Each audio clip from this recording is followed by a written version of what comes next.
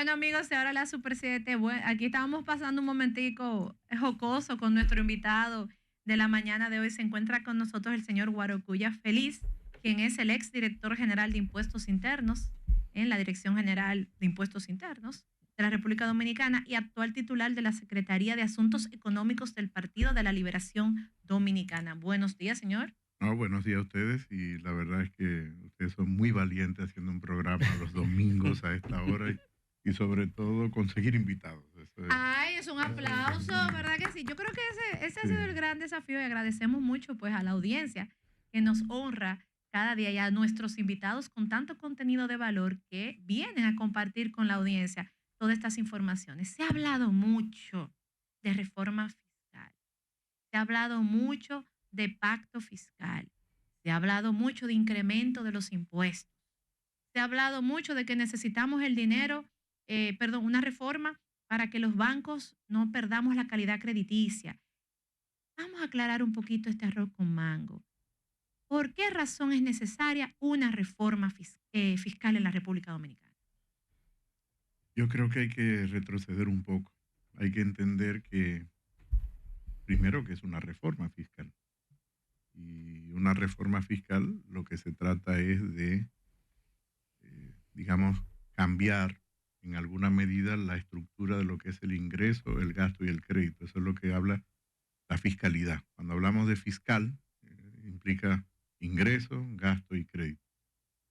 Por lo regular, cuando se han hecho reformas, hacemos reformas del gasto, pero eso lo hacemos cada día, porque cambiamos la estructura del gasto, la composición más que la estructura del gasto. También con el tema del ingreso hay algunas modificaciones. Tú puedes privilegiar el ingreso por el lado del endeudamiento, por ejemplo, cuando no lo puedes eh, sustentar solamente con la parte de los tributos, que son con los impuestos, y por lo tanto estás cubriendo, digamos, los tres aspectos de la fiscalidad. Desde el punto de vista tributario, hemos hecho más reformas tributarias que reformas fiscales, desde el punto de vista comprensivo. Y ahora se vuelve a hablar de una reforma fiscal, pero esa reforma fiscal ya está contemplada en la Estrategia Nacional de Desarrollo. Y por lo tanto vamos con retraso con relación a las metas que se había establecido en la propia Estrategia Nacional de Desarrollo, que como ustedes conocen, es una ley que se promulgó en el 2012. Es decir, tiene unos 12 años vigente. Y deberíamos ya de estar pensando en la próxima Estrategia Nacional de Desarrollo porque esa estrategia tiene vigencia hasta el 2030.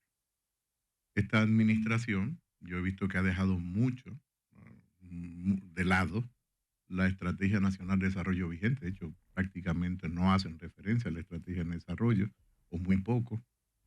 Y además han hablado de un plan de relanzamiento al 2036 para el crecimiento de la economía, dejando de lado la propia estrategia o no especificando si esto va a ser contemplado en la nueva estrategia, cuando es un mandato constitucional y es un mandato de ley.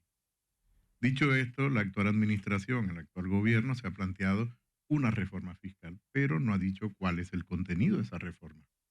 Por lo tanto, lo que uno puede opinar al respecto es sobre el tipo de reforma que yo percibo que debería de ser, pero no exactamente sobre la que ha planteado el gobierno, porque el gobierno no ha dicho exactamente cuál es la reforma. Segundo aspecto de tu pregunta, ¿es necesaria una reforma fiscal? Depende. Depende de los objetivos que se tengan.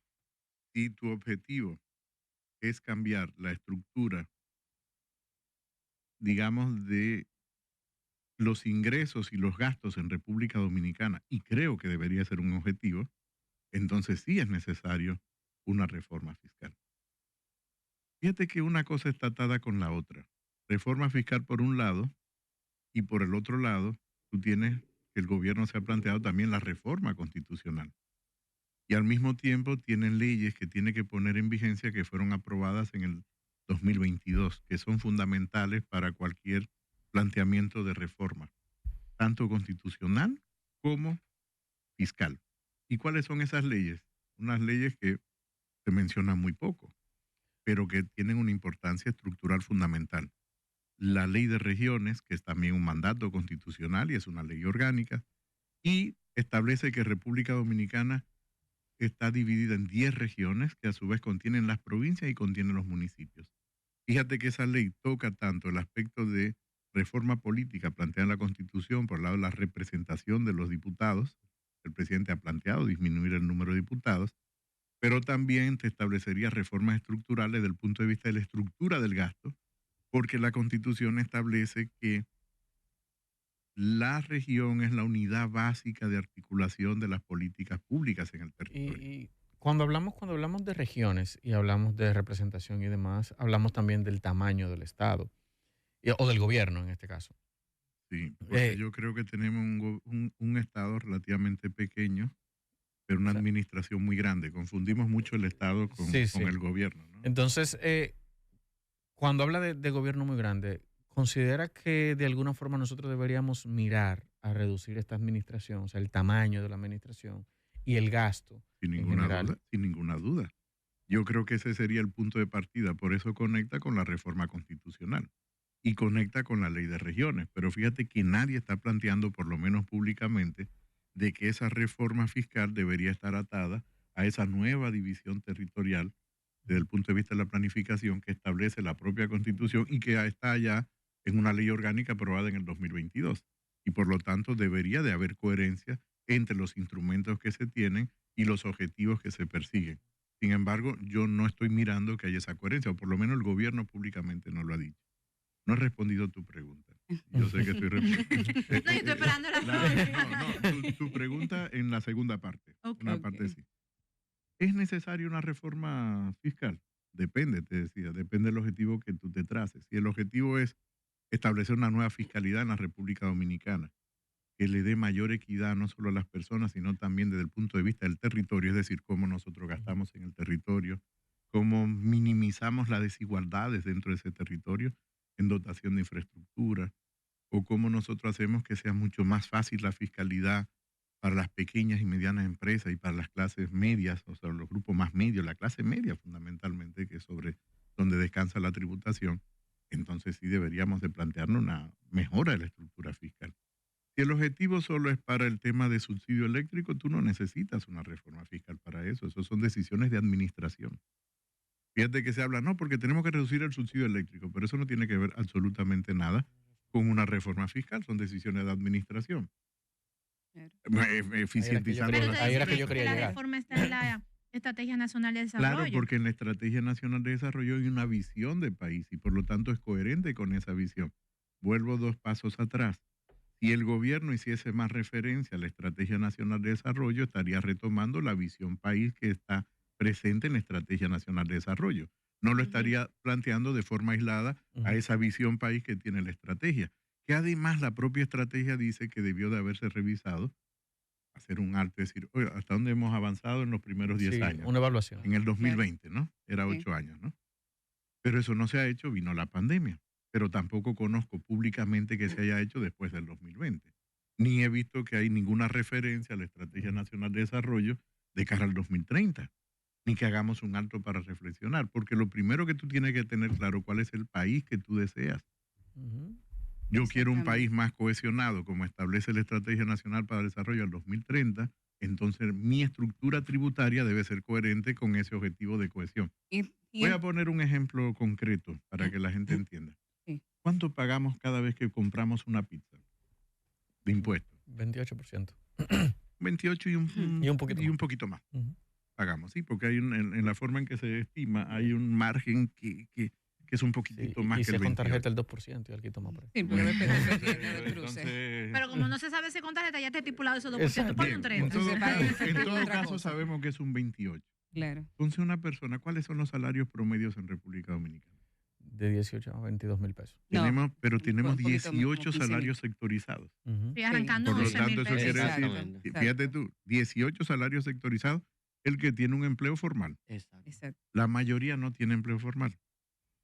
Entonces nos preocupamos de la reforma del Código Laboral, que es el que tiene un empleo formal, pero dejamos fuera a la mayoría de las personas, porque de cada 100 personas, 57 aproximadamente, dependiendo de la estadística que tome, pero 57 aproximadamente, está en el mercado que llamamos informal. Por lo tanto, el código no cubre esas personas. Entonces... Perdón, para terminar la idea. Sí. Cohesión. implicaría que nosotros a toda la parte correspondiente a alimentos para que la gente tenga derecho a irse a comer una pizza, incluso el que tiene menos salario, implicaría un ITEVIS, por ejemplo, de un 10%, Ahí no es de un que, 18%. ahí es que Y recae. tienes que replantearte todo el tema de servicios, que está Entonces, en el código laboral, no en el código tributario. Sí. perfecto. Eso es así. Entonces, ahí recae mi pregunta. ¿Estaría la República Dominicana preparada para esa reforma fiscal? Porque es que, aunque no se ha establecido, pero ya tenemos aquí los puntos establecidos, o sea, Digamos que, altas y bajas. digamos que República Dominicana hace años está preparada para tener un diálogo profundo sobre cuál es el tipo de fiscalidad que requiere. Ok. Eh, Muchos analistas hablan de una reforma fiscal integral. A mí nunca me gustó ese concepto, nunca me gustó ese término, porque ese momento que se acuñó, la integralidad se refería a ajustar el gasto y dejemos el ingreso como está. Pero es que el tema de la desigualdad comienza por el lado del ingreso, no por el lado del gasto. Es decir, si tú tienes una estructura tributaria que penaliza más a las pequeñas, medianas empresas, a las personas asalariados, hay un problema distributivo de fondo. Y ese es el tema que tenemos que poner sobre la mesa. No es tanto la presión fiscal como el hecho de la composición de la presión fiscal. Es decir, quiénes efectivamente pagan impuestos. Sí, ¿Por qué? Porque decimos, sí, la presión fiscal es baja y lo es, en torno al 14%. Es decir, de cada 100 pesos que produce la economía, 14 viene de los tributos. Pero gastamos 18. Este gobierno está gastando ahora 19 pesos por cada 100. Tenemos que endeudarnos para complementarlo. No lo hace solo este gobierno, ya lo hacían las anteriores administraciones. Pero el punto que está ahí, que es el aspecto distributivo, es el tema de quiénes efectivamente pagan los impuestos. Y ese es el tema que hay que poner sobre la mesa. Por sí. lo tanto, ¿estamos preparados para ese diálogo? Por supuesto que República Dominicana está preparada para ese diálogo. Y hace muchos años que estamos preparados. Precisamente, señor Barracuya, veo que ya ahí usted da razón a una de las incógnitas que tiene la población y que se preguntan por qué tantas reformas. Pero ya vemos que es que para poder lograr una, pues debemos tocar otras. Ya usted nos acaba de decir que para poder reformar para poder aplicar la reforma tributaria, debemos tocar la reforma laboral. Sí, hay 3 reformas que deberían de ir de manera simultánea. Exacto, Que es entonces la ahí es donde vamos. reforma del mercado de trabajo que no se agota con la reforma del Código Laboral. Nosotros necesitamos una ley base del mercado de trabajo. Y esa ley base debe contemplar aspectos como la obligatoriedad del registro a la entrada y a la salida del mercado de trabajo en tiempo real, en plataforma. Eso sería crear una nueva institucionalidad en el mercado de trabajo. Estamos hablando de otra cosa que nosotros no hacemos. Tenemos que modificar la definición de trabajo formal e informal. Debemos de ir a trabajo precario y no precario, porque la formalidad la otorga el debido registro en el mercado de trabajo y no puede ser en la oficina de impuestos, no puede ser en la administración tributaria. De hecho, ese registro no debe tener efecto fiscal para las personas, porque si no, no tendría un incentivo para yo registrarme en la plataforma para obtener un empleo. Ese registro nos daría la posibilidad entonces de establecer lo que se denominan políticas activas de empleo, es decir, saber cuáles son los núcleos de personas que tienen mayor nivel de desempleo. ¿Cuáles son? Jóvenes de primer empleo, que no es una ley de primer empleo, eso es un disparate, con todo respeto a los que siempre viven planteando la ley de primer empleo, porque lo están haciendo para los jóvenes y me dejan fuera al resto. Gracias. Entonces, eso es lo que no debe ser. Entonces, ¿quiénes son los que tienen dificultades? Personas de más de 35 años, para luego que salen del mercado de trabajo, tienen dificultades para insertarse. Los discapacitados. ¿Quién piensa en las personas con discapacidad? Te Realmente. voy a poner un ejemplo que la gente puede entendernos claramente. Una persona que tiene discapacidad motriz se cayó de un motor. Somos el país, segundo o primer país con mayor accidentes Primero este año. de Ujú. vehículos. Bueno, fíjate tú, primero ya este año. Sí. Una estadística terrible. Esa persona probablemente queda con discapacidad motriz, pero tiene capacidad para hacer otro tipo de trabajo. Y tú, a través de políticas activas de empleo, como subsidiar la demanda de trabajo, es decir, un supermercado, tú le dices, si tú me contratas una persona que tiene discapacidad motriz, pero yo te voy a pagar durante 18 meses la seguridad social, en ese territorio, vamos a decir, en Santo Domingo Este o en Santo Domingo Norte, todo el que viva ahí, porque ahí tenemos un núcleo de desempleados, ahí es que tenemos más accidentes, ¿qué va a hacer un supermercado? Claro, tiene lo el va a incentivo coger. para Incentivar, contratar y claro. luego que esté entrenado, Continuará. Y que demuestre continuará. que realmente ¿Qué puede, puede porque hacerlo? Entonces, se ¿qué mata hace? la duda de que no Claro, y puede. entonces, ¿cuál es el compromiso que tiene el empleador? Ok, a partir de tú tienes la obligatoriedad, dámele 18 meses más, es un contrato de trabajo. Pero después que ya tiene 3 años o 4 años, Sí. o entre el subsidio y el compromiso, la gente se lo piensa para despedirte a menos que tú seas un mal empleado. Por ejemplo, entonces, al mismo tiempo tenemos que modificar el Infotep y hacerlo, ese Infotep y hacerlo general para toda la sociedad, que está vinculado con esa plataforma de empleo que podría denominarse como Instituto Nacional de Empleo. ¿Por qué esto está atado a la tributación? Porque los únicos que pagan impuestos son las empresas y las personas. Si el mercado de trabajo no funciona adecuadamente, no importa cuántas reformas tú hagas, se te va a agotar. ¿Por qué? Porque tú vas perdiendo base tributaria a medida que las personas tienen poca posibilidad de insertarse en el mercado de Ujú. trabajo. Y en ese ámbito, las pérdidas. Se ha hablado de las evasiones, que estamos en una tasa altísima, si mal no recuerdo que era un 53% de la población evadía el pago de los impuestos. No, yo creo que ahí hay un problema metodológico Ok. en la estimación, y es lo siguiente. Se está asumiendo la hipótesis de que como tú no eres objeto tributario ni sujeto tributario, es decir, no eres de interés de la administración, vamos a decir, la mayoría de los empleados informales no son de interés tributario para la administración en principio, porque no están debidamente registrados, lo capturo es por estadísticas o por aproximación, estoy asumiendo que ese 57 es evasor. Tú no estás evadiendo. Tú simplemente no generas un nivel de ingreso en el umbral máximo que te establece la exención que tiene La la ley. ley. Ujú. Entonces, Ujú. hay que tener mucho cuidado con esas cifras. Hay que tener mucho cuidado. Entonces, sí que hay evasión. Hay evasión en las diferentes figuras impositivas. La evasión no es homogénea. Varía de figura impositiva por figura impositiva. No es lo mismo evasión en impuestos sobre la renta que evasión en INTEVIS o evasión en impuestos sobre la renta a la persona física o en un selectivo. Es decir, depende de la figura impositiva. Pero la evasión en determinadas figuras impositivas está muy asociada con las exenciones. ¿Cómo así? Aclare, ¿cómo la Claro, en la evasión medida que tú se tienes supone que una sigue? base grande de Ok. exenciones, yo te lo voy a poner con un ejemplo real de la vida Exacto. real, práctico. Porque me ha chocado, me ha chocado. No, no, Te no. estoy ayudando, entonces tú en vez de aprovechar que No, te estoy ayudando con la excepción, me estás te lo voy evadiendo. a poner Sí, simple. eso Te es lo lo que voy más a pasa. poner muy simple.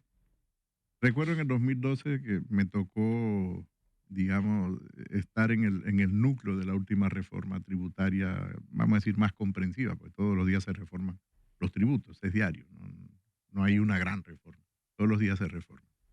Entonces, Entonces, perdón, el concepto parche será siempre utilizado, porque siempre si se reforma constantemente, tampoco me siempre. gusta lo de parche, porque fíjate que lo de parche oculta una realidad que es más profunda.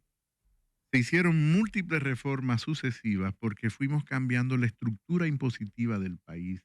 Y esto es un gran logro de haberlo hecho en un contexto democrático. Hasta hace unos 20 años el país dependía fundamentalmente de los impuestos al comercio exterior. Hace unos 20 y tantos años, ahora, en el 2005, 2005 no, 2006, se cambió, entre el 2005 y el 2006, se eliminó el recargo cambiario, nadie recuerda esto. Y esto generó mucha discusión en su momento y todo el mundo hablaba del recargo cambiario. Resulta que el recargo cambiario llegó a ser aproximadamente el 2% del Producto Interno Bruto y era un impuesto que se cobraba por el tipo de cambio, es decir, por la tasa de cambio en aduanas. Es decir, si la tasa de cambio era 10 por 1, yo te voy a decir ahora son 12 por 1 porque yo te voy a cobrar 2, que es el recargo cambiario, y lo penalizabas al comercio exterior. ¿De acuerdo? Ok. Y esto eran 2% del producto. A valor presente, esos son unos 140,000 millones de pesos, más o menos, lo que se recaudaba. Y eso se cambia de un año a otro, más o menos, con diferentes reformas graduales, hasta hacer que el grueso de los impuestos sean impuestos internos en República Dominicana. Y eso para cumplir con los compromisos de la Organización Mundial de Comercio, modernización de la economía y al mismo tiempo los acuerdos de libre comercio fundamentalmente con Estados Unidos y Centroamérica. Entonces fueron múltiples reformas parciales porque habría que ir ajustando el sistema de manera gradual. No podemos pensar que un día tú haces una reforma y te sienta y te dura 100 años. Hoy en día la economía es muy dinámica. Tienes que tomar en cuenta que hoy en día el mercado de trabajo es diferente a hace 10 años. Hoy existe lo que se llama la uberización de la economía, que son las economías de plataforma.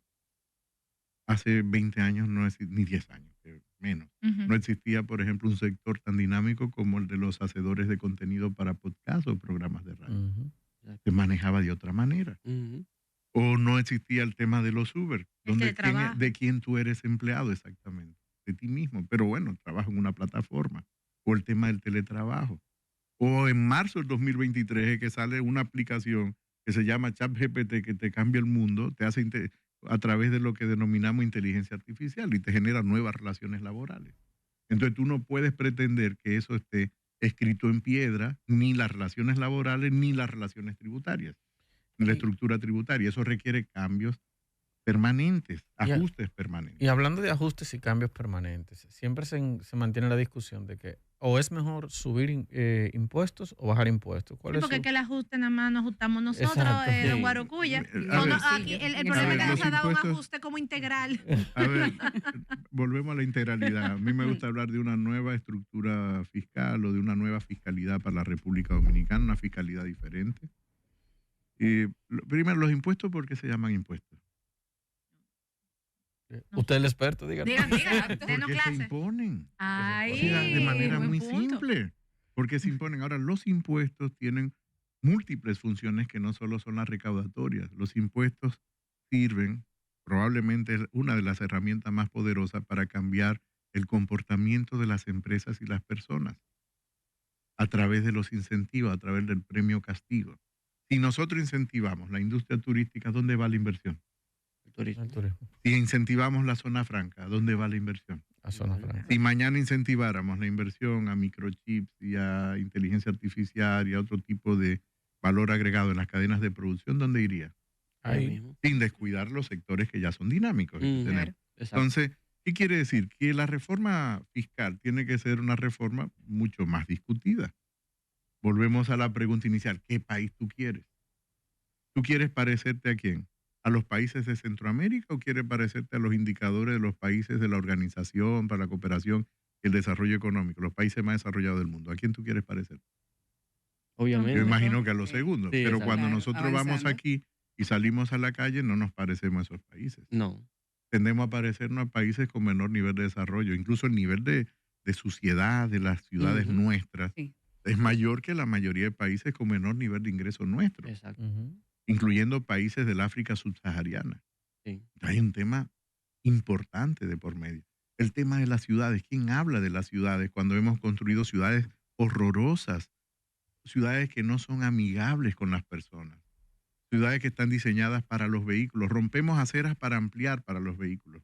Cuando tú tomas los países con mayor nivel de desarrollo, lo que están es disminuyendo los carriles de vehículos para que la gente tenga más espacio para el ocio. Entonces, eso implicaría una reforma muy profunda de la estructura del gasto, de cómo gastamos. Porque no es gastar menos, es gastar más y mejor, porque ya nosotros gastamos muy pocos. Eury no entiende eso. Eury Yo sí nada lo más se entiendo, fija yo sí lo en los entiendo. presupuestos y ya yo No. tengo No, esa lo que discusión con pasa es que él. gastamos muy, muy poco, Yo me fijo en pero los presupuestos. gastamos muy mal. Es O por sea, nuestra- horrorosamente esa Gastamos es mal. nuestra poco y realidad. gastamos- Esa es nuestra O sea, realidad. O sea, recaudamos poco y gastamos mal lo poco que recaudamos Sí. y lo poco que gastamos. cuando nosotros vemos el porcentaje de que se pierde en el presupuesto nacional en corrupción y en desviación de fondos, es casi la mitad. Pero yo no diría, porque yo no tengo la certeza de un número, decir que es la mitad en corrupción. Yo no hay data. tengo. Ujú, Sí, ujú. hay estimaciones. hay hay estimaciones, hay estimaciones, estimaciones, pero hay yo no me atrevería a decir que se va en la mitad. Pero yo sí te diría que probablemente una parte importante del presupuesto, el gasto a donde va no es pertinente, Mm. ni es el más adecuado.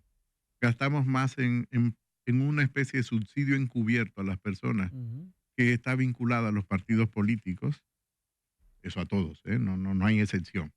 O sea, eso incluye al mío, no es que estoy hablando de este y no del otro, no, de la forma en que están estructurados los partidos políticos. Generamos un seguro encubierto de desempleo. ¿Cómo se mantiene ese seguro? Un partido cambia por otro en el gobierno, tú no eliminas el empleo, pones otra persona. Ujú. Sí. Es simplemente. Y ahora esa persona que probablemente el trabajo que realiza no da un gran valor para el resto de la sociedad, sino consumo autónomo para sí mismo, entonces eso funciona como un seguro permanente encubierto. cuando pudiéramos utilizar los mismos recursos para propiciar y financiar las políticas activas de empleo. ¿En qué gastamos mucho? Gastamos mucho en jipetas y en gasolina. Tengo un gran amigo economista, para mí uno de los mejores economistas del país, José Luis de Ramón. José Luis de Ramón dice, es que los dominicanos somos adictos a la gasolina. Y somos exactamente adictos a la gasolina. Vamos a dar una vuelta. Claro, no, es adicto. O sea, Porque sí. ¿cuál es la primera prioridad de un dominicano cuando consigue un empleo estable? Más allá de si Comprar tiene un posibilidad vehículo. Primero, ya comprar sea un o un vehículo. vehículo de motor, o sea un motor Pero o un fíjate, carro. claro, eso tiene que ver también con la Con calidad el del nivel de transporte. adquisición. Con la calidad del transporte, pero eso va más allá desde el punto de vista sociológico. Va más allá de cómo yo me percibo a mí mismo.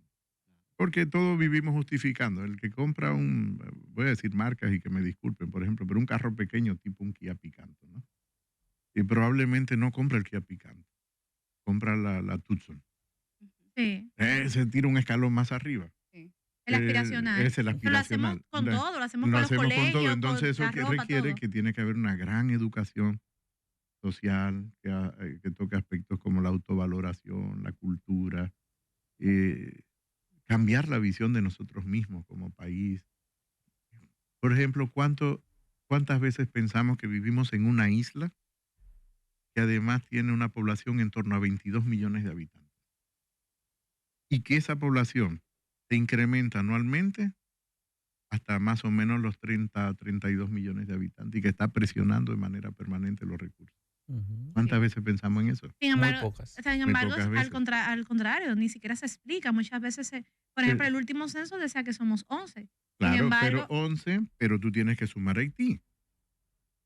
Por eso en la isla somos en torno a 22 millones ¿y de por qué hay que personas. sumarlo en nuestro presupuesto? No, No, es no, en no, nuestro presupuesto. presupuesto, pero la isla la compartimos. Ok. Vivimos una masa humana de 22 millones de personas en un territorio. En un Sí, territorio. con un Y por lo recurso tanto finito. compartimos ese territorio con diferencias de acceso a recursos. Al recurso fundamental que es energía. Alimento es energía. ¿Por qué migran los seres vivos? No son las personas estamos dentro de esa clasificación. ¿Por qué migra una población de animales de un lado a otro?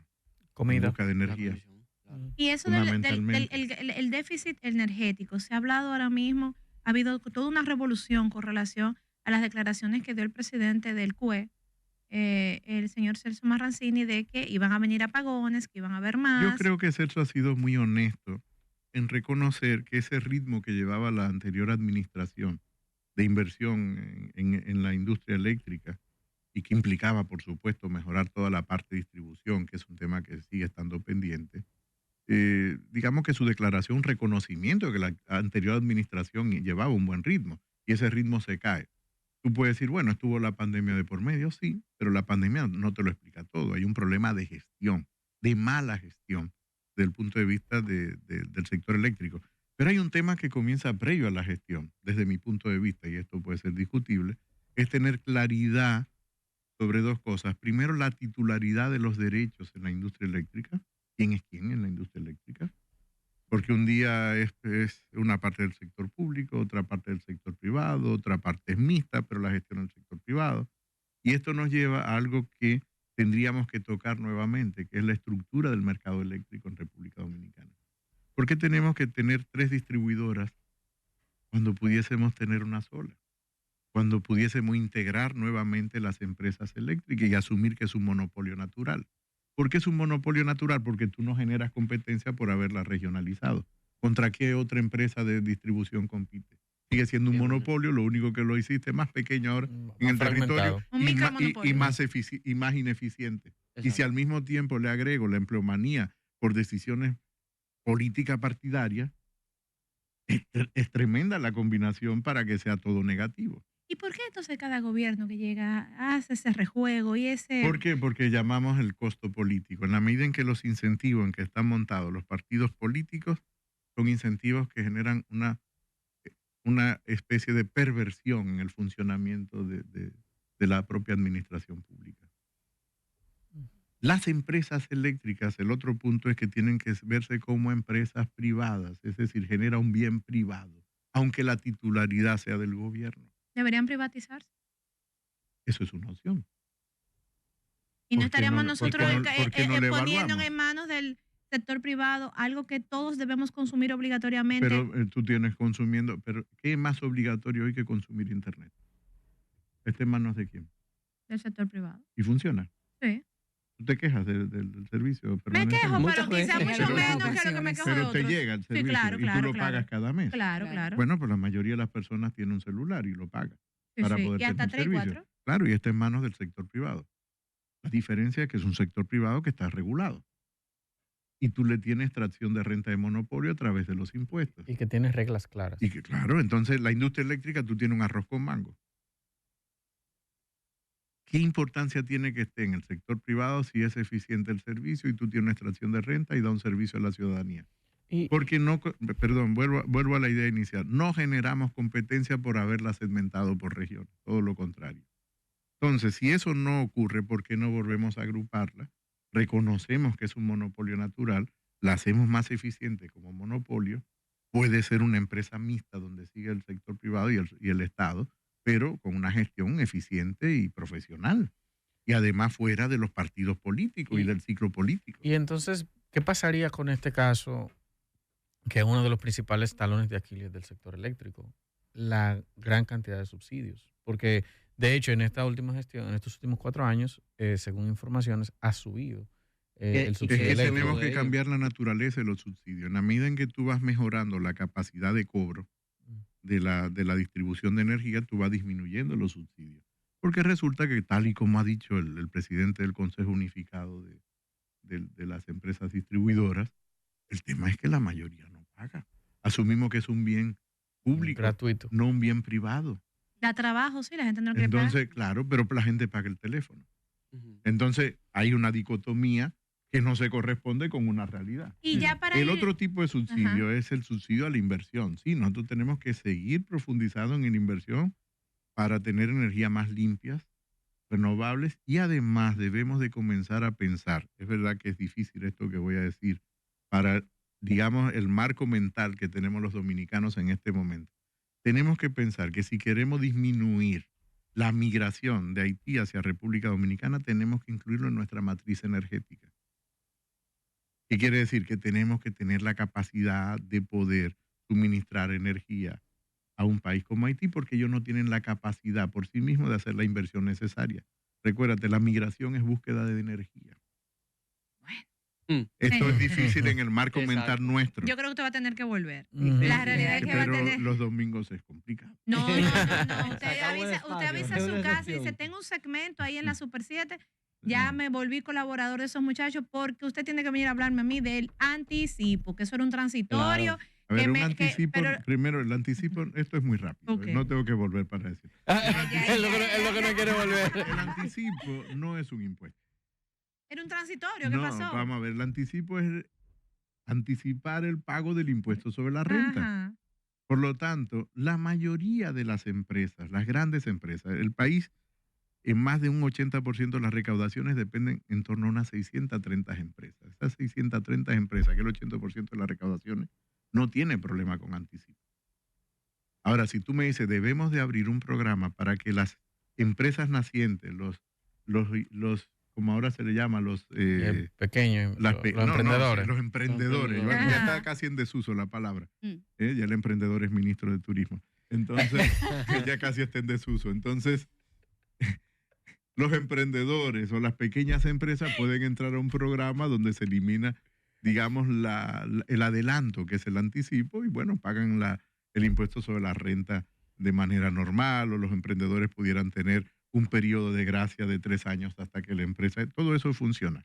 Pero no puedes demonizar el anticipo sin analizar claramente qué es. Y entonces todos hablamos del anticipo y nos montamos ahí, pero el anticipo está relacionado a... Si ustedes tienen Su publicidad... candidato se quería ¿Tiene? subir ahí.